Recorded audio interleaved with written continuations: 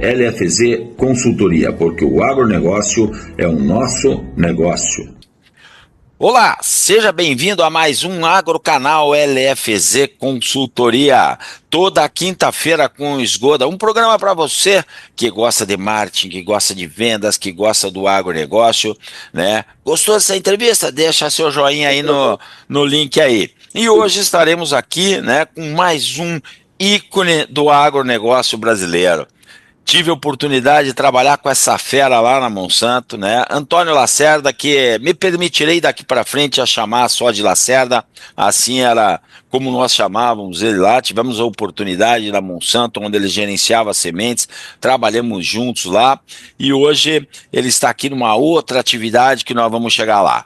Lacerda, seja bem-vindo ao Agrocanal LFZ Consultoria. Esgoda, muito obrigado pelo convite. Faz tempo que a gente não conversava, hein, cara? Olha, mas quando surgiu o seu convite, obviamente eu aceitei na hora, até pelas entrevistas que eu já assisti de você com outras pessoas que eu conheço bastante. Então eu falei, putz, que bacana, eu estou honrado por essa oportunidade. Ora, que é isso, cara. Eu é que tenho o prazer em estar com você aqui e sabe, Lacerda, eu sempre falo que eu tô aí com 63 anos e eu aprendo tanto com vocês nessas entrevistas e para mim isso aqui não é trabalho, isso aqui é um verdadeiro prazer conversar com vocês, reviver histórias, contar histórias do passado e também mexer um pouco no agro, né, que é o nosso negócio, perguntando, né, sobre as posições, né, que cada um pensa a respeito de determinado assunto. Mas, Lacerda, como é que tu veio parar no agro? Tu é nascido aonde? O que deu que resolveu fazer agronomia? Família tá no agro? O que tem aí nessa parada? Na verdade, não, minha família não é da área agro, a maioria da minha família vem da área médica, quase toda a minha família é da área médica. Eu nasci no Rio de Janeiro e fui criado em Juiz de Fora, no interior de Minas Gerais, e aí, como eu parei na agronomia, minha irmã, ela era casada com um agrônomo. E aí eu acabei conversando com ele e me encantei pela agronomia, fiz vestibular de agronomia em Viçosa, até pelo exemplo dele, e entrei no ramo da agronomia e gostei bastante. Meu sonho era, na época, Viçosa, fazer um mestrado. Eu falei assim, puta, eu entrei na universidade aos 17 anos, né? Me formei aos 21. Entrou cedo. Entrei cedo, me formei aos 21 e me casei no último ano de agronomia e meu sonho era fazer um mestrado. Eu comecei a fazer um mestrado de solos e nutrição de plantas, só que a bolsa do CNPq não dava para viver, e eu tive que trabalhar, como diz o outro. Tive que trabalhar e entrei num estágio, era um trainee, na verdade, da Maná, adubando. Olha, cara, você sabe que tem uns chavões, né, cara, que a gente jamais, pessoas da nossa idade, vai esquecer. Esse que você acabou de falar. Com Maná, adubando dá. Adubando dá. Foi Cargill. Cargill tinha um que dizia assim, cada caso, um caso. E nós da Pioneer, trabalhei na Pioneer, nós judiava deles, nós falava assim, cada caso, um problema. Puta que pariu. É brincadeira, né? Mas aí você começou na Maná. Você era um homem de vendas? Era desenvolvimento do mercado? Era AT? O que tu era? Na verdade, de vendas, no leste de Minas. E aí, eu me lembro muito bem que eu fiz um dia de campo em conjunto com a Monsanto. A Maná e a Monsanto, a gente, na área de café, a gente fez um dia de campo conjunto, e aí o gerente de vendas, o gerente de distrito da Monsanto na época, até infelizmente já faleceu, o Heleno Gual Nabão, que trabalhou muito na região de Marília, um ícone do agro, ele era o gerente de distrito lá naquela região, e ele me convidou para trabalhar na Monsanto. Olha, a Maná, deixa eu te fazer uma pergunta da Maná. A Maná, ela sumiu, ela foi comprada pela Trevo? Não, né? Eu não me lembro se ela fechou mesmo. É o grupo Bunge na época. Era Bunge. Ela virou o grupo Bunge. Mas você ficou quanto tempo ali? Quase, não deu um ano. Não deu um ano. Porque Não hoje, deu. sabe, a gente vê o pessoal vendendo fertilizante, né? E a gente tem muitos fertilizantes especiais aí, né? A linha de Opa, liberação lenta, liberação controlada, mas o grosso do volume de fertilizante do Brasil é o nosso canela seca aí, né? é o Um NPK 2, normal. um 2,20,20 no soja aí, com se bobear nem micro não tem, né? Dependendo do ano, né?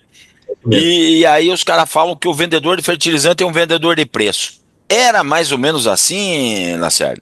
Na época era porque não tinha nenhum tipo de diferenciação, né? Hoje, de verdade, existem esses fertilizantes de liberação lenta, agregando micronutrientes e outros elementos, né? Mas na época não tinha isso.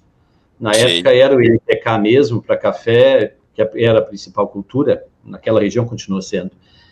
Mas na Nós verdade eu somos, aceitei, eu nós aceitei somos quando mais fui ou montando menos da mesma idade, né? Mas você se formou antes. Você começou a trabalhar lá pelos idos de o quê? 1983? em 1984. 84. E aí tu ficou um ano ali, em 85 tu foi para Monsanto. O Randap já era o cara? O Randap não era quase nada, nós éramos 50 RTVs do Brasil, talvez. O Randap era vendido em café e cana. E eu fui deslocado na época para vender Randap para cacau e seringueira no sul da Bahia. Morando em que Eu, cidade? eu morei em Itabuna e vendia laço para algodão em Guanambi. Falei na entrevista do Toda, Falei na entrevista do Zé Ricardo, ele me judiou, né? Eu falei, vocês vendiam esse laço e eu trabalhava na Ciba, vendia dual. é Eram os isso grandes mesmo. concorrentes, né? Alaclor do laço versus Metalaclor do dual. Nunca É vou isso mesmo. esquecer disso, né? E Então você eu agora resgatou outro lugar, Guanambi, na Bahia. Guanambi, Esgoda, eu dirigi, acho que 6 a 7 mil quilômetros por mês entre Itabuna, Guanambi, passava na região de Vitória da Conquista para café e às vezes subia até a região de Feira de Santana E era casado também, já. casado. Eu saí de casa numa segunda-feira e não tinha telefone celular, não tinha nada. A gente tinha que entrar na cabine telefônica desses lugares, Vivi isso. era difícil. A comunicação Mandei pedido por fax nessas cabines das eu empresas aí, também, né? também já fiz isso. Então, era bem difícil. Eu tinha mapas, né, mapas em papel para me deslocar, porque realmente era muito difícil chegar nos lugares. Eu me lembro que de Itabuna para Vitória da Conquista era normal estourar 2 pneus, Barbaridade. porque de Vitória da Conquista até Guanambi não era asfaltado. E eram Levava aquelas. quanto tempo para fazer um trajeto desse? Era praticamente um dia inteiro. E às vezes eu dormia em Barbaridade. Vitória da Conquista por segurança, para não viajar à noite. Pô, E essas esposas nossas foram umas guerreiras aguentar nós, hein? Puta verdade. vida, né, cara? E você já Viajava tava com um muito. filho pequeno. Não, nessa época eu não tinha filho. Não tinha filho, não tinha não. Inclusive porque até era difícil fazer, né? Não parava nunca em casa. Essa é boa. Essa é boa. Ah, não parava em E, casa, né? Até para fazer filho era difícil. Quando a mulher tava no jeito, não tava lá, né? Eu vou te falar, viu? E, e e depois que fui para aí, Belo Horizonte, cacau. Você ficou quanto tempo trabalhando com cacau? eu quase 2 anos trabalhando com cacau e a gente vendia Roundup para matar capim-canoão, que era uma praga muito Puxa, ruim de ser esse eu não controlada. conheço. Como é que chama? Capim-canoão. Canoão. Ele prejudicava muito a produtividade do cacau. E eu cheguei a montar 200 campos demonstrativos de Roundup em cacau para matar o capim-canoão. Parou. E Parei agora. Aí vem o menino de hoje, né? Formado hoje. Se fala para ele que ele tem que fazer 5 áreas de lado a lado, 5 campos demonstrativos. Se ele tá com milha, 5 strip tests, e o cara fala, meu Deus, quanto trabalho. E tu vem me falar que montou 200 campos. 200 campos demonstrativos num ano, e era voltar na fazenda e vender. Era bater lá de volta e vender, porque o Roundup, depois de 15, 20 dias, ainda mais naquela região muito quente, muito úmida, Acabava com tudo, né? acabava com capim-canoão, e eles na época aplicavam gramoxone, que depois de 3, 4 dias já rebrotava, e era bater e vender. Eu me lembro bem de um dia de campo que eu fiz, eu chamei 30 agricultores, comprei carne, o pessoal gostava de uísque, comprei uísque, cerveja, apareceram 4 agricultores, e foi a maior venda da história que eu já fiz para aqueles 4 agricultores, porque cada um deles comprou um volume imenso de produto. E eu voltei para casa com muito uísque, muita cerveja, muita carne. E muito pedido. E um pedaço na mão que eu falei. Eu lembro que eu liguei para o gerente de distrito na época, eu falei, puxa vida, Heleno, você não sabe o que aconteceu. Meio triste, né, com aquele negócio. Fiz esse dia de campo, apareceram só 4 pessoas, puta, chato. Mas eu vendi 10 mil litros de Roundup. Aí ele começou a rir, ele falou, não acredito, ele falou, vendi 10 mil litros de Roundup. Você acha, Lacerda, que esse foi o pedido, pelo menos até uma certa fase da tua vida, que foi aquele de arrancar a tampa da panela de pressão, que eu falo? Foi, nessa época foi, porque, putz, você imagina, me preparar para uma coisa e no começo é uma coisa e depois vira outra surpreendente. Naquela idade, eu tinha 20 e poucos anos, cara. É que nem diz o japonês, né? Vieram só 4, mas eram 4 biteron, né? Eram 4 grandão. Era dos bons.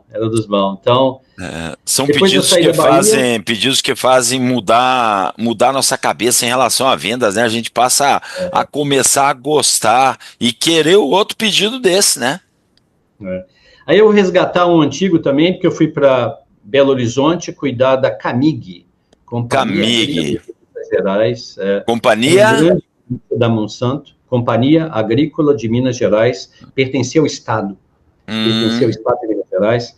Naquela época, o José Ricardo Bastos foi promovido para ser o gerente de distrito, e eu substituí o José Ricardo lá em Minas Gerais, em Belo Horizonte. Foi muito bom para a família, né? Era uma cooperativa do quê? De cereais?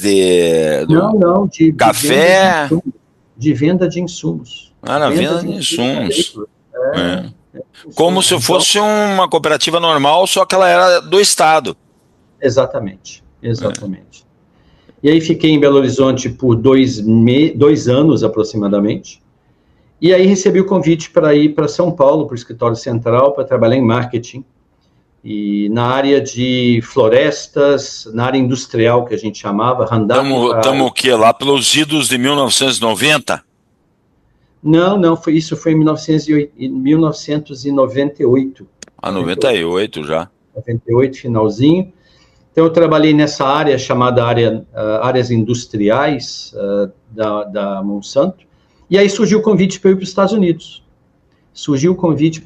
Unidos. Eu já tinha 2 menininhas, 2 filhas, minha filha mais velha naquela época não tinha nem 1 ano e meio, tinha acabado de nascer a minha segunda filha, e eu, minha esposa e 2 menininhas embarcamos para os Estados Unidos em 1990, eu fui ser RTV da Monsanto, nos Estados Unidos. 1990? 1990. O tempo passa, hein, cara? É que você falou 98 agora, então era 88. É 88, você me desculpe. Pois eu disse assim, eu fiquei pensando, porque a gente veio se conhecer lá por 99, 2000, quando você já estava em semente. Mas... agora uma pergunta interessante aos jovens que nos escutam. Nessa época você já tinha inglês fluente para ir para os Estados Unidos? Não tinha. A Monsanto investiu muito em mim, não só nesse momento, eu sou muito grato à Monsanto, é a minha escola, e eu fiquei 6 meses estudando inglês, praticamente 24 horas por dia, praticamente. Eu tinha até um negócio chamado Sleep Learning, que é você dorme e aprende inglês. Mas por que você acha que a Monsanto te chamou para um desafio desse, Lacerda? O que pegou, como diz o outro? Olha, eu acho que tem muito a ver com houve uma convenção de vendas no Rio de Janeiro, onde eu fui selecionado para fazer uma apresentação, tinha todo o pessoal da matriz estava lá, tinha tradução simultânea na época, e eu apresentei esse caso de sucesso do Roundup no cacau e na seringueira, na Bahia, onde eu ganhei um prêmio de melhor vendedor da região norte do Brasil, né, que é de São Paulo para cima. Isso é bom. E eu mostrei, olha, eu fiz 200 campos demonstrativos, tem uma foto icônica minha aqui, eu em cima de um borrego, com um pulverizador costal, sem máscara, na época a gente não... Em cima do quê? De um burrico? Um jeguezinho? Um jegue, eu tinha uma Belina e um jegue, era o meu segundo veículo lá, para entrar no meio do cacau, tinha muita cobra, né? Então, para entrar no meio do para cacau... morder, que morda o jegue, Eu entrava no meio com o jegue, e ele tem mais sensibilidade a isso, e eu descia do jegue e aplicava o hand-up, como eu te disse, voltava 15, 20 dias depois e tirava o pedido. Mas voltando aos Estados Unidos, eu fui para os Estados Unidos em 1990, achando que eu falava algum inglês, né, achando. Cheguei lá, eu descobri que eu não falava inglês, eu demorei uns 3 meses para realmente começar a me comunicar de verdade com os agricultores, porque também eles falam um pouco diferente, né? Provavelmente essa deve ter sido a maior dificuldade inicialmente, é a língua, né? Se comunicar. Na época, muito poucos estrangeiros trabalhando na área, então eu fui muito bem recebido, muito bem recebido. Que bom. Um grande desafio, Lacerda, como RTV nos Estados Unidos, que você relembra. Qual foi o teu grande desafio lá? Meu grande desafio é que eu não podia falar com o agricultor. Na época tinha um distribuidor no meio e eu não podia nem visitar o agricultor. Eu sempre gostei de estar nas fazendas, de conversar. Eles não deixavam visitar? Não deixavam na época, eu não tinha acesso às fazendas. Então, o que eu fiz, Esgoda? Eu sabia regular pulverizador de laço e tudo mais. Lá os equipamentos eram um pouco diferentes, mas o princípio de regular o pulverizador era o mesmo. Então eu comecei a regular pulverizador, aí os distribuidores começaram a me chamar para ajudar a regular os pulverizadores. E eu comecei a ganhar espaço junto aos distribuidores e poder visitar os clientes, porque eu sabia fazer uma coisa que pouca gente sabia fazer lá. Então, me deu um espaço que é tremendo para eu me desenvolver. Depois de ser RTV, eu fui ser supervisor de soja, milho e sorgo nos Estados Unidos todo. Então, eu trabalhei, fiquei mais 2 anos aí nessa função, voltei para o Brasil em 1994, E a adaptação da família num negócio desse, foi Lacerda? Muito rápida, impressionante. Criançada se adapta muito fácil, né? 2 meses, minha filha mais velha já estava falando inglês, a mais nova demorou um pouquinho, porque era mais novinha, depois começou a disparar também, e ensinava e corrigia a gente. Falava melhor que nós, né? E eu tenho um episódio muito bacana que eu chamei os meus vizinhos, a minha esposa fez uma feijoada e falou, vamos chamar os vizinhos e tudo mais, e eu preparei caipirinha, e eles estavam lá, não, isso aqui é uma limonada brasileira, Brazilian Lemonade, e tomava. Metade dos meus vizinhos que estavam na minha casa voltaram para casa sem comer a feijoada, porque voltaram completamente bêbados. A outra metade que chegou na feijoada, eles estavam deitados lá no porão, no basement da minha casa, assim, deitados, acabados, porque... Limonada do cacete, né? Fiquei conhecido no bairro que eu morava, todo mundo... Aí começamos a ser convidados para festas e tudo mais, por causa da Brazilian Lemonade, né? Você conheceu o Paulo Alves? Ah, sim, que morou no Paraguai, não foi? Isso, o Paulo Alves hoje, ele é CEO da holding aí, da Agrotec, da Alta no Brasil e tal, e o Paulo Alves tem uma história de umas feijoadas também, que ele foi fazer um dia de campo a feijoada, acho que apareceu uns 200 pessoas para comer a feijoada lá, o nego só sobrou chupar joelho de porco lá e pé de porco, aí apelidaram ele de Paulinho Feijoada. Paulo Alves, um grande abraço, meu amigo, gostamos muito de você. Figuraça. As histórias das feijoadas. E, porra, o americano comer feijoada deve ser uma coisa de outro planeta, né? Não, eles não sabiam o que era. Mas também não conseguiram comer, porque encheram a cara, né? Metade comeu, outra metade não comeu. Voltei para o Brasil no ano de 1994, e aí eu era responsável por glifosato, pela molécula do glifosato. Eu tive essa função até 1998, quando eu fui para a de sementes, quando a Monsanto começou a adquirir as áreas de sementes, e eu cuidei da integração até o ano 2001.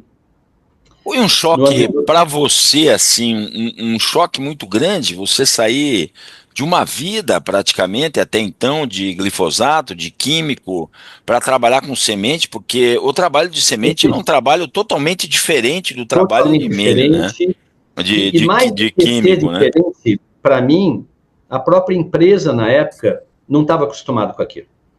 A própria Monsanto não era o métier da Monsanto. Não era. Então foram períodos muito difíceis, obviamente, você acompanhou isso. Foi a época que eu fui, em 99, por aí, que eu fui para que a Monsanto adquiriu, né, a Cargill, né? Primeiro adquiriu a Agroceres, depois a Cargill e a gente foi Depois para o a grupo Monsanto, né? Depois veio o Brascalb e tal, né? Mas muito difícil para a própria Monsanto se adaptar àquela nova realidade. E a Monsanto teve um momento muito difícil no mundo naquele ano, né? E passou por uma reestruturação muito grande. E eu e a Monsanto, naquele momento, decidimos que seria melhor a gente se desligar. Eu ainda fiz um trabalho na Argentina, junto com o José Carlos Carramati. A gente fez um trabalho... Faz muito tempo que eu não converso com o Carramati. Vou ter que entrevistar essa figura aí. Onde é que anda o Carramati? Eu não sei, mas eu tenho o contato dele. É muito gente boa. E é um Mas cozinheiro assim, de mão cheia, hein? Um cozinheiro de mão cheia. É mesmo, mas deixa eu te fazer uma pergunta assim, ó. Eu gostaria que você explicasse um pouco assim, porque a gente tem muitos jovens aqui, Lacerda, que talvez estejam se perguntando, né? Por que que uma empresa como a Monsanto, que vivia de Roundup, foi comprar 3 marcas de semente, né? Dá uma palhinha para nós aí, você que viveu isso, né? Essas aquisições, sendo Monsanto, e daqui a pouco a empresa comprando empresas de semente de milho, né? Sendo que, né? Aparentemente poderia não fazer sentido porque a biotecnologia não existia, né? Zgoda, a Monsanto inventou a biotecnologia. Nós, na época, tínhamos um presidente chamado Bob Shapiro, um visionário. Um visionário. Pensa numa pessoa que realmente estava muito à frente do seu tempo.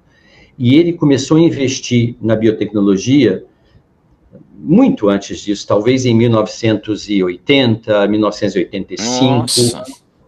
E no momento que ele tinha, principalmente a transgenia ligada à resistência a Roundup, né, o Roundup Ready, ele falou, o próximo passo não é eu vender a tecnologia para as empresas de sementes, eu quero comprar as empresas de sementes e também estar integrado dentro dessa cadeia de valor. E aí começou a compra de DeKalb, também na área na época, de algodão, a Monsanto comprou a Delta Pine. Então, ele, na visão dele, olha, vou desenvolver a biotecnologia, Monsanto inventou a biotecnologia no agro, e ela começou a se mover na cadeia de valor comprando empresas de sementes. Então, olha, o Bob Shapiro tem um lugar, talvez, não sei, deve ter uma estátua dele lá em algum lugar em St. Louis, porque é um visionário em vários sentidos. Deixa eu te fazer uma pergunta, se você achar que não quer responder, você fala assim, essa eu pulo, né? É uma pergunta um pouco complicada. Eu pulo se for complicado. Mas acho que para você não, você acha que vai responder. Veja bem, se a gente analisar a Monsanto naquela época, ela comprou a Agroceres, ela comprou a Cargill, ela comprou a Brascalb, depois ela veio comprar, falando de semente de milho, né? Ela veio comprar a Agroeste, da Cargill mais Brascalb ela fez a DeKalb. Se a gente somar o share que essas empresas tinham no médio, no menor e no alto investimento, nós tínhamos aí, com o Grupo Monsanto, talvez 60% de share. Não vamos falar no alto investimento, porque a Pioneer era muito forte. 60%, E hoje você vê que o Grupo Bayer, né, eu acho que não chega a 30% de share. Ou seja, perdeu 30% de share. Você até pode dizer para mim assim, perdeu volume, perdeu share, mas ganhou em faturamento absurdamente, ok. O que aconteceu que perdeu tanto share, Lacerda, na tua opinião?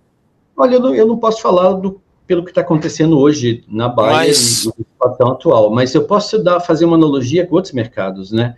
A grande maioria das empresas, e eu trabalhei quase em todos os mercados, depois eu falo da minha história na BASF também, de quase 20 anos. Vamos chegar ali daqui a pouco.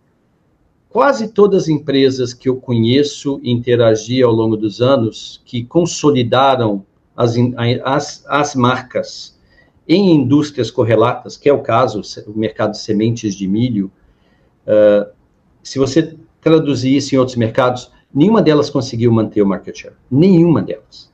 Todo mundo perdeu. Todo mundo perde. No papel, no PowerPoint, na apresentação linda, tudo funciona. Na vida, não funciona. Você começa a fazer muita integração atrás dos bastidores e, no final das contas, começa a sair a mesma coisa. Aí começa a vir uma pessoa e fala, vamos fazer sinergias. E a tal da sinergia, ela é muito inimiga da diferenciação entre as marcas. Porque sinergia implica em você buscar pontos comuns, em economizar dinheiro. Então, sem responder diretamente a sua pergunta, mas respondendo, isso acontece em várias indústrias, em vários segmentos. Eu não sei se eu conheço um caso de sucesso de uma empresa que consolidou várias marcas no mesmo segmento e ganhou share. O market share, ou mesmo ganhar, eu acho que eu não conheço. E a própria Ambev, olha aqui uma coisa que a gente está no nosso coração, e no cerveja, na hora que a Ambev entrou e consolidou tudo, perdeu a participação. Hoje sabe, eu vivi... Eu estou dando um exemplo mais próximo do mundo dos agrônomos, né, porque a gente gosta de cerveja, mas eu tenho inúmeros outros exemplos que eu posso dar que a coisa não é bem assim. Sabe, Lacerda, eu vivi justamente essa época, né, que foram das aquisições, e assim, eu notei que o agrônomo, o RTV, que ele vinha de químico, que ele vinha de Roundup, ele teve um pouco mais de dificuldade para se adaptar a trabalhar com semente. Aquele de semente até que conseguiu se adaptar melhor com químico. Isso não quer dizer que a gente não teve vários cases de sucesso de agrônomos de químico vendendo semente. Tivemos muito. Mas a gente notou um pouco de dificuldade nisso aí, né? Mais que natural.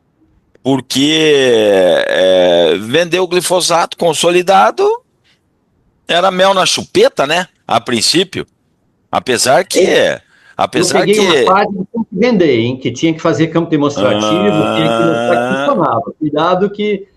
Eu acho que quando vieram outras formulações, o agrônomo de campo teve que se desdobrar para fazer isso, né? Porque eu lembro quando foi lançado o Roundup WG, né? O Roundup WG ele tinha 10% de premium sobre o Roundup original, que por sua vez tinha 10% de premium sobre o genérico.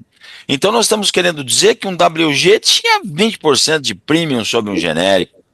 Tinha o Transorb também, Transorb veio depois, né? Teve Gilseu Rec e Enio Chinvelski, duas lendas do oeste do Paraná no agro, Enio da Decalb e Gilseu da Agroceres, lançaram algo inusitado, o café da manhã. Tava curta a verba, Lacerda, para fazer dia de campo com churrasco e carne à noite. E aí veio o café da manhã. Levava um pãozinho, um suquinho e colocava lá um monte de embalagem de glifosato versus as embalagens de WG, que não precisava lavar, e fazia aquela barulheira. E assim nasceu o tal do café da manhã, né? Ontem eu estava conversando com o grupo. Quando você vai ficando velho, você fica no ex-Cargill, ex-Monsanto, ex-Pioneer, né? É tudo ex. E lá estava um conhecido teu também, Paulo Garolo. Ah, nossa senhora, é mesmo, olha. Uma figura. E ele falou assim, Esgoda, quem lançou na Monsanto a noite de campo fui eu. Entrevistei o Paulo Garolo e ontem ele estava falando isso. Então a gente acaba resgatando algumas coisas, como a gente está resgatando com você aqui, que são icônicas, né? São icônicas. E aí você saiu da Monsanto. Saiu da Monsanto e foi para onde, Lacerda? Eu tinha um período de ficar fora do mercado. Fiquei 3 anos numa empresa de papel, uma empresa norueguesa de papel. E aprendi muito sobre outros países da América do Sul. Quando deu 3 anos, eu tinha um convite em aberto da BASF, e peguei o telefone, liguei para a BASF, e aí me disseram, olha, não tem uma vaga na agro, nesse momento, e me ofereceram para ser diretor na área de química fina. Química fina... O que é química fina? Explica para nós. Então, química fina é nutrição animal, vitaminas, carotenoides, nutrição humana, farma, ingredientes ativos para a indústria de farma, cosméticos, aromas todos os aromas cítricos são da BASF, e a área de detergentes, produtos para fazer detergentes e produtos de limpeza. A BASF era a maior empresa química do mundo. Ainda é? Se não for ainda, deve estar muito próximo de ser, né? Porque ou é a primeira ou é a segunda, né? E eu entrei na BASF, cuidei dessa área, uma área muito nova para mim, e depois que eu entrei, que eu descobri que era uma das piores áreas em rentabilidade da BASF na América do Sul. Entrou num rabo de foguete, na verdade.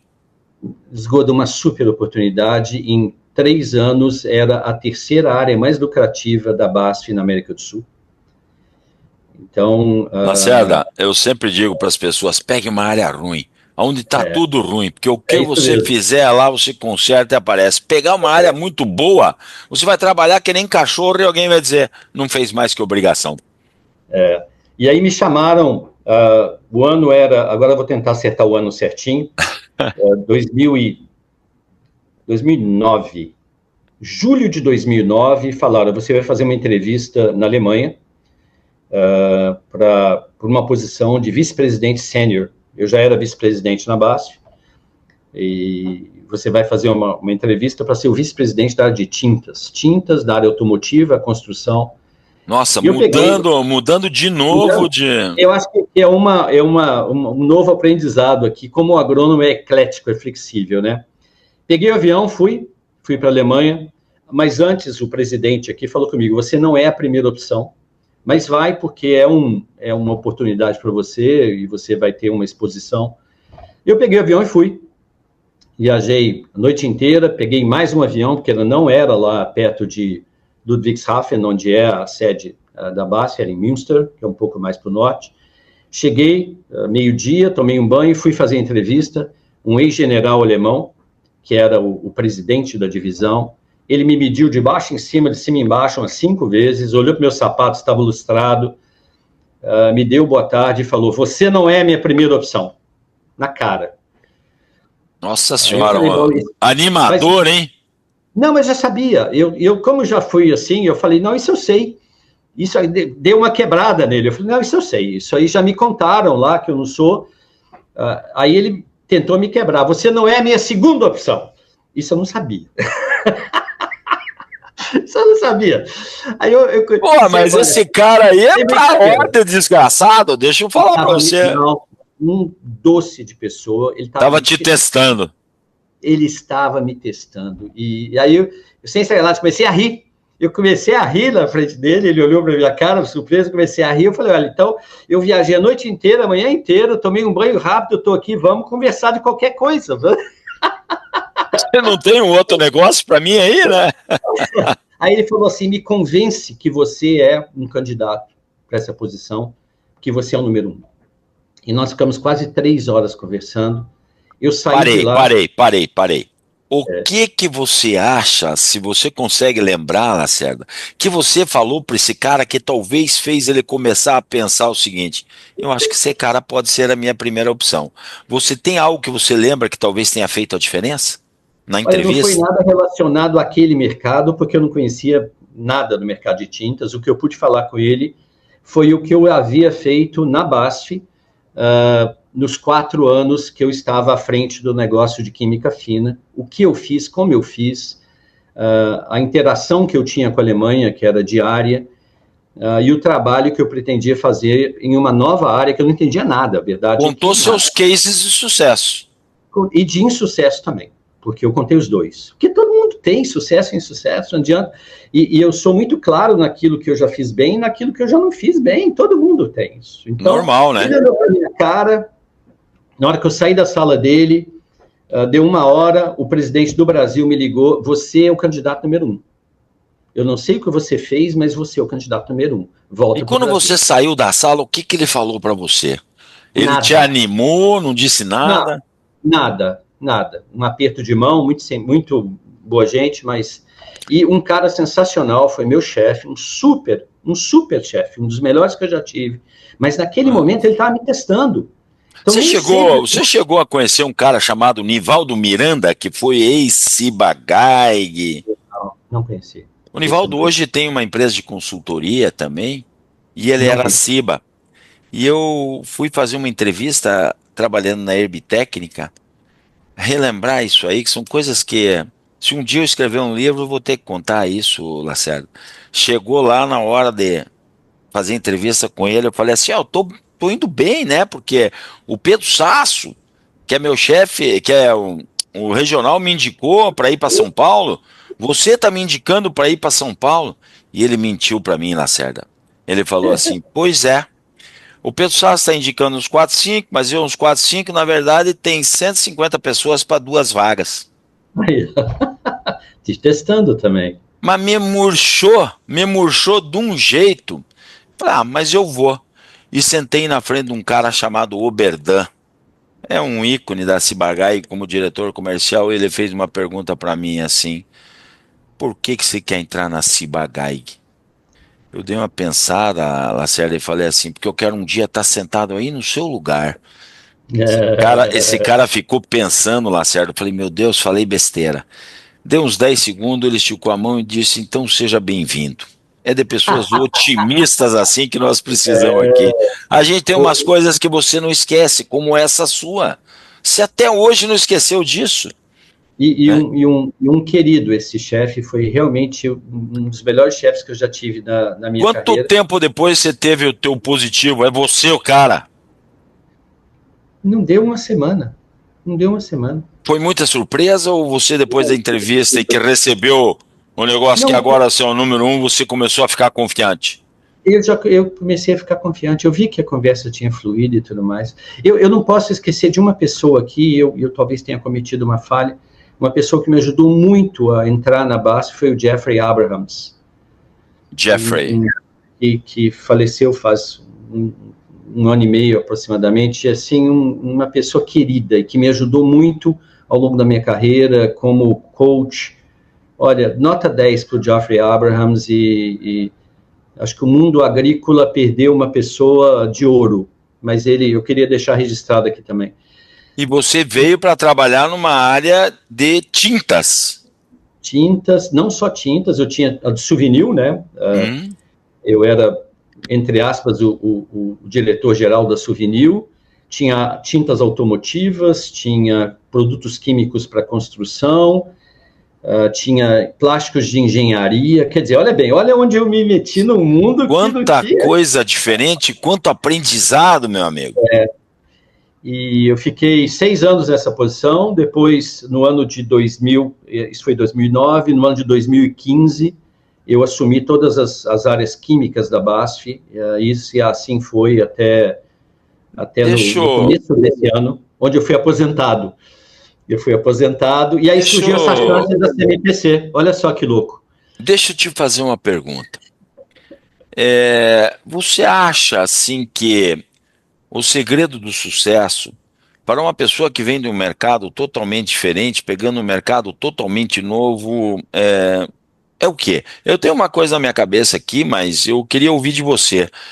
Qual é o segredo do sucesso para você se dar bem num negócio que você não conhece nada? E você faz uma revolução. Formar uma boa equipe. Porque nunca assuma que você vai saber mais do que um especialista na área de cosméticos, na área de farma, detergentes, aromas, tintas. Eu sempre busquei trabalhar com gente muito boa. E isso, para mim, é a chave do sucesso e delegar e confiar, e, sabe? O duro é onde achar esses caras, né? Eu procurei dentro da empresa, talentos escondidos, sempre tem. E trouxe do mercado também. Então, olha, Zgoda, foi um aprendizado. Eu fiquei 20 anos na BASF. Nossa, cara, é quase uma vida. Eu saí no comecinho do ano passado, aposentado, veio uma proposta para que eu sou, né, o diretor-geral da CMPC, que é a quinta maior... Já vamos chegar na CMPC para entender o que é CMPC, mais um mercado praticamente diferente que você está vivendo, né? Mas vamos lá. Eucalipto é agro, Zgoda! É agro, mas é diferente, que nem diz o outro, né? Eu hoje, assim, se você falar para mim, Zgoda, o que se entende de florestas, de cacau, de eucalipto? Tendo nada, né? Mas a gente é agrônomo, a gente se vira, né? Zgoda, o que é uma empresa de celulose? você tem que plantar o eucalipto, e aí entra a parte, eu não sou engenheiro florestal, mas sou agrônomo, e depois é um processo químico. Eu sou um agrônomo e um alquimista, eu não sou químico, eu sou alquimista. Eu aprendi em 20 anos a química, mas eu não sou químico, eu sou alquimista, eu falo. E depois de que a madeira entra aqui e vira o cavaco, depois ela põe numa panela de pressão, que são os digestores, e vai produzindo a celulose. Isso Aproveita, eu entendo muito pouco, aproveita praticamente 100% da madeira? Nós temos 0% de resíduo aqui dentro dessa fábrica. Produzimos energia. CMPC é a 5ª maior produtora de celulose do mundo e a 2ª maior do Brasil. Olha só, que maravilha. Para quem mais antigo aí, a antiga Reocel, né? Começou como Beauregard, antiga Reocel, a CMPC comprou essa fábrica em 2009 e expandiu a produção. Essa empresa agora, é da onde? A CMPC? Chilena. Quantos funcionários tem no Brasil hoje, Lacerda? 6 mil. 6 mil funcionários. Quantas fábricas? Nós temos de celulose uma fábrica, por enquanto. Entendi. E a gente está com um projeto de investir 25 bilhões de reais a 18 quilômetros daqui, para fazer uma nova fábrica, dobrar a capacidade, é o maior investimento da história do Rio Grande do Sul. Você me chamou muita atenção quando você falou que vocês estão sob o domínio de 500 mil hectares de eucaliptos. Cara, isso é algo quase que inimaginável, 500 mil hectares de eucalipto. 500 mil hectares, só que são pouco mais de 300 mil de eucalipto e 200 mil de áreas preservadas. Entendi. E onde a gente entra, a gente, em geral, aproveita 60% da área. O resto a gente deixa todos os mananciais preservados, todas as áreas mais susceptíveis e que tem mais fauna. A gente... Então, depois o mundo fala que nós destruímos as coisas, né? Não, 40%, aproximadamente 40% da nossa área, 200 mil hectares, são florestas nativas. Nossa, que maravilha, que maravilha. A gente tem os corredores, e nós estamos agora com mais 100 mil hectares em expansão. No total, a gente vai ter 600 mil hectares. Quanto disso é de vocês e quanto é de cooperantes, é de pessoas metade é área própria, dos 500 mil hectares, metade é área própria e metade são áreas de fomento. Essas áreas de fomento que você fala, o agricultor conduz o eucalipto da forma com que ele gostaria ou ele tem que conduzir sobre uma normativa da CMPC? A gente conduz. Ah, vocês conduzem. A gente conduz, a gente fornece a muda, que são mudas já geneticamente preparadas para essa região, para aguentar o calor extremo e o frio extremo. A gente faz toda a condução juntamente com eles, mas a condução é nossa.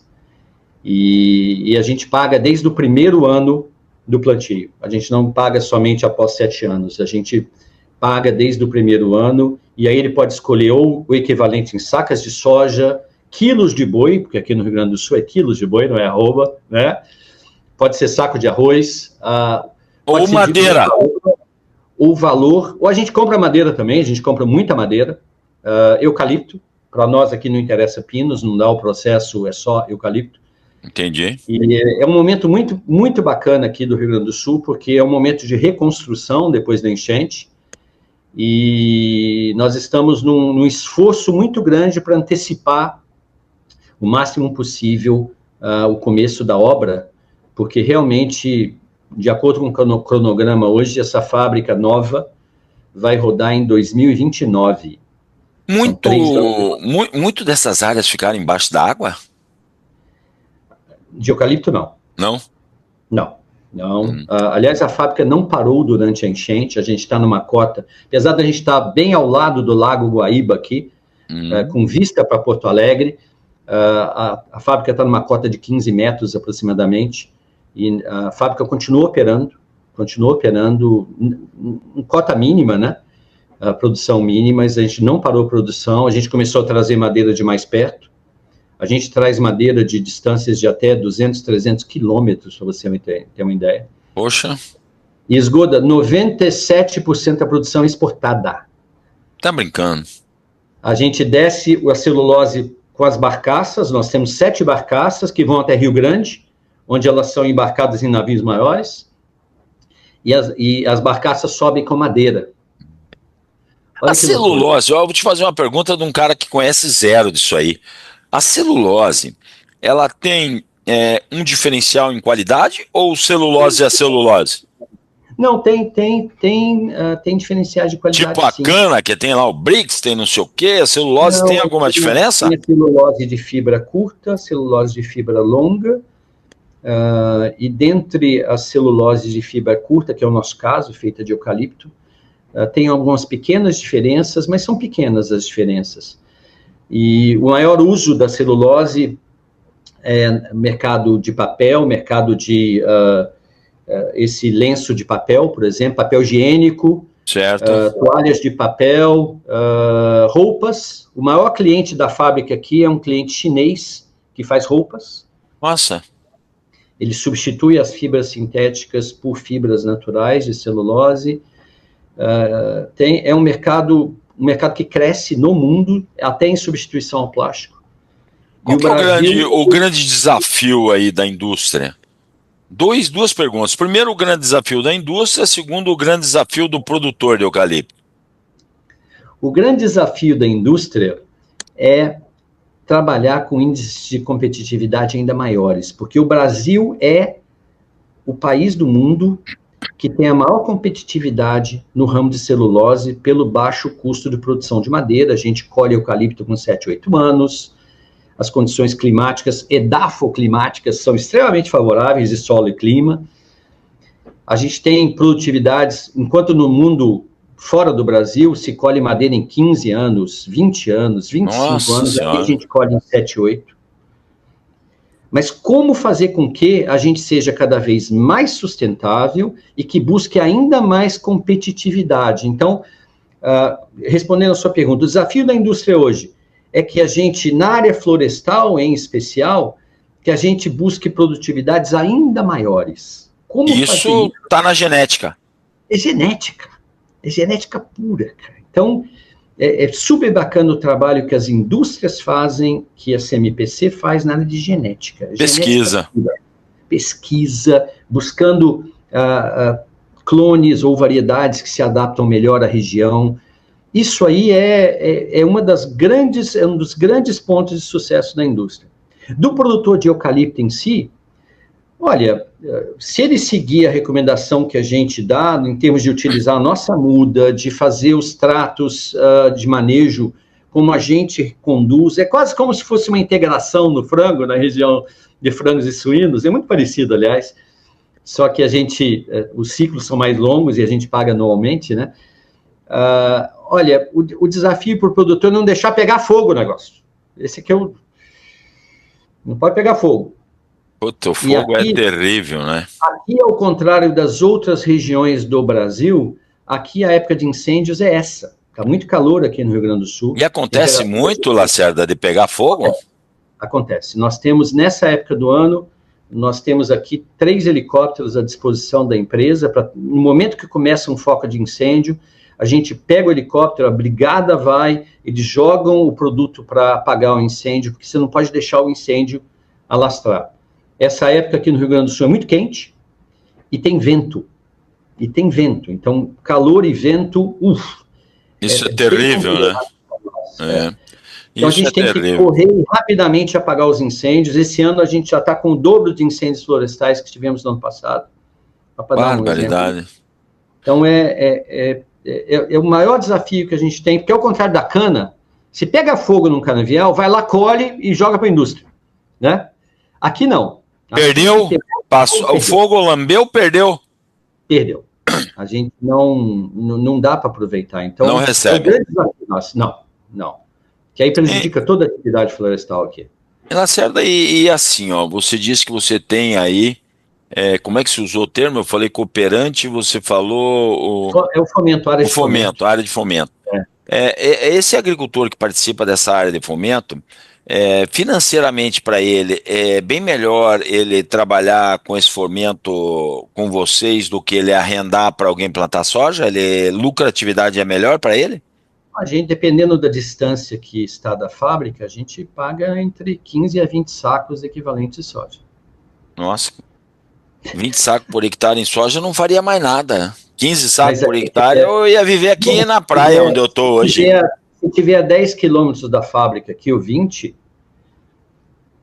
se tiver mais longe, a gente não pode pagar isso, é lógico, porque a distância, o frete é muito caro. Mas, em média, a gente vai... Média é difícil de falar, mas a gente vai de 12 a 15 sacas de soja equivalentes por hectare, que é o que a gente paga por ano por agricultor. E ele colhe esse eucalipto, ou você escolhe, né? Você escolhe o eucalipto e ele já vem plantando na entrelinha? A gente já entra plantando na entrelinha. Você sabe que uma vez eu falei pro meu cunhado é professor do Positivo de matemática em Curitiba, né? Eu tava conversando com ele, né? E eu disse para ele assim, olha, né? Esses treinamentos que eu dou e tal, isso é muito bacana, porque, né, o cara sai treinado, pega, vem um outro, a gente treina. Ele falou assim, mas eu tenho uma coisa melhor, né? Porque eu falei para ele também que o boi também era um bom negócio, né? Que sai um bezerro, entra outro todo ano.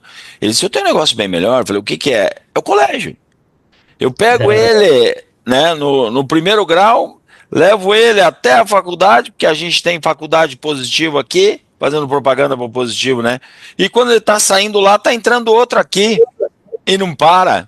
E no eucalipto você está me fazendo essa correlação, porque você está colhendo e ao mesmo tempo está plantando, né? A gente planta mais de 30 mil hectares por ano de eucalipto. Nossa. Aqui na região.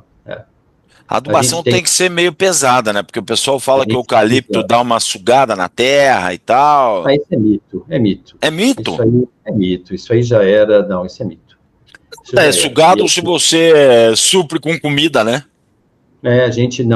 Os tratos culturais aqui, a gente faz a adubação corretamente, a gente utiliza drones na aplicação de produtos, especialmente herbicidas, né? Mas também formicida, a gente lança a isca formicida mapeado com drones nas áreas mais susceptíveis à formiga. É alta tecnologia. Que ponto chegamos, né, cara? Estamos com drone para controlar a formiga, né? Aí joga a isca do local que é mais propenso. E o Lacerda, há 40 anos atrás, estava aplicando Roundup com jegue. Estava aplicando Roundup com jegue. Mas você sabe que eu estava pensando aqui, olhei para trás, eu fiz 40 anos de formado agora, e na hora que eu olho a minha carreira, que muito diversificada, né? Muito diversificada. Muito. É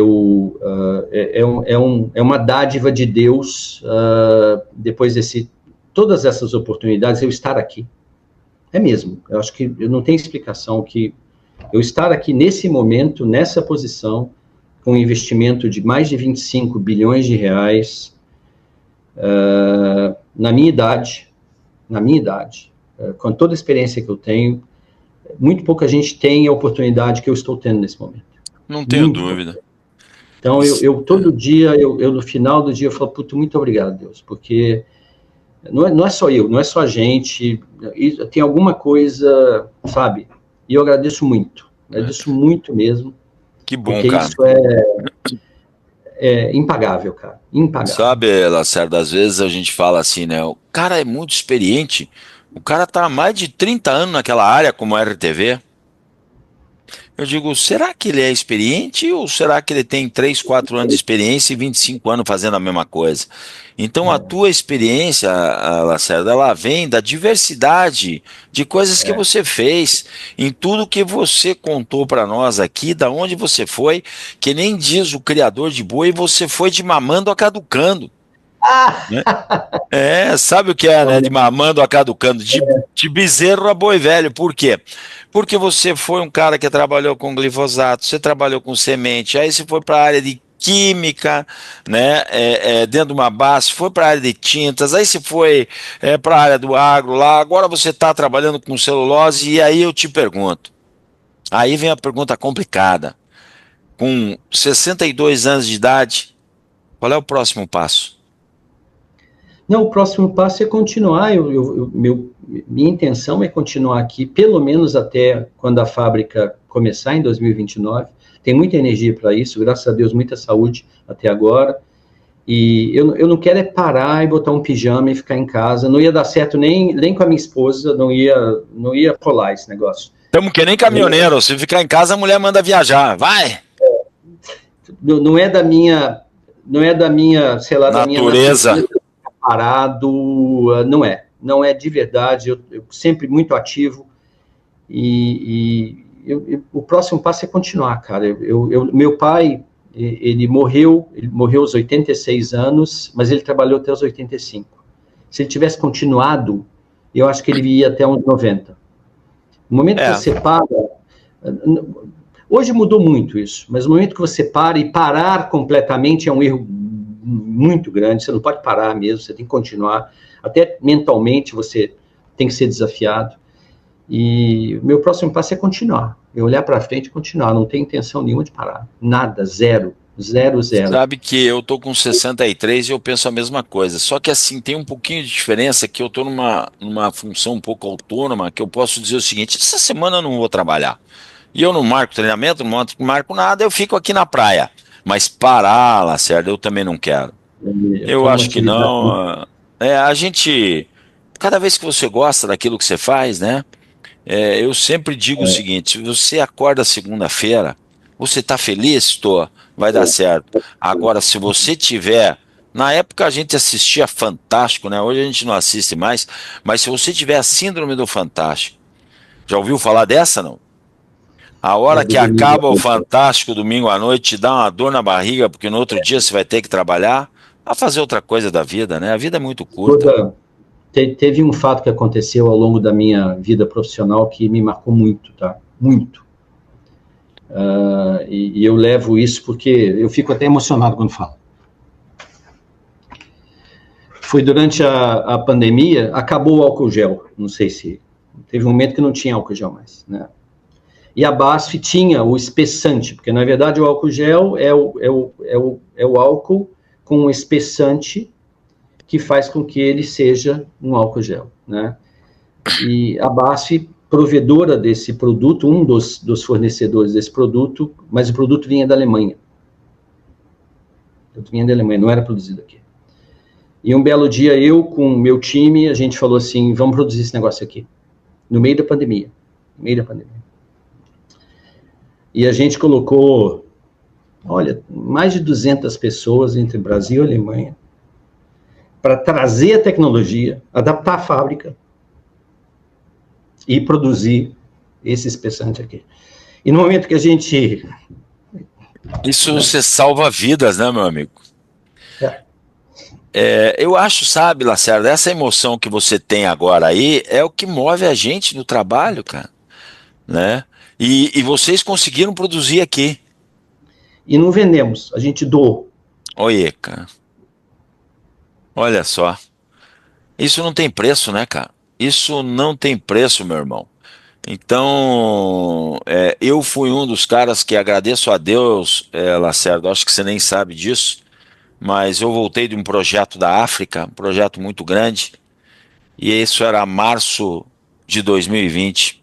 A Covid começando, ninguém entendia nada, eu caí em Guarulhos lá, e eu disse: eu vou fazer uma quarentena. E nessa quarentena, uma semana depois, entrou Covid. Eu disse: se eu for para casa, na época minha mãe com 90 anos, eu vou matar minha mãe se eu pegar. Fiz uma quarentena, entrou Covid. E eu peguei 16 dias do hospital com 170 quilos e diabetes. Entrei com Covid no hospital, fiquei 16 dias lá e consegui sair. Então isso são coisas que é por Deus, cara. E talvez atitudes como essas que a BASF teve, que você teve e que outros tiveram, né? Um médico que chegou para mim e falou assim: você é o primeiro paciente aqui nesse hospital que a gente vai ministrar cloroquina. E você assina? Falei: só se for agora. Eu quero viver, né? Então a gente escapou graças a atitudes talvez como essa que vocês da BASF tiveram e de pessoas que lutaram contra isso aí. Hoje a gente tem Covid aí, mas já está bem mais leve, né? Bom, desculpe, até que realmente esse negócio me deixa emocionado. E a gente criou uma corrente do bem. Eu me lembro que o presidente da Natura ligou para mim e ele falou, quanto você tem? Eu falei, olha, o quanto você quiser, e é dado. É dado. Aí ele falou assim, se você der, eu dou também. Porque a Natura produzia também? Não, mas ele começou a produzir. Ah, entendi. Ele começou a produzir e distribuir para as consultoras, e eu falei, olha, eu vou doar para você. Ele falou, então eu vou doar para as consultoras, eu não vou vender. Como que isso foi visto na Alemanha? Nossa, abriram... Faz isso. A transferência de tecnologia, se não fosse essa situação, ia demorar 1 ano.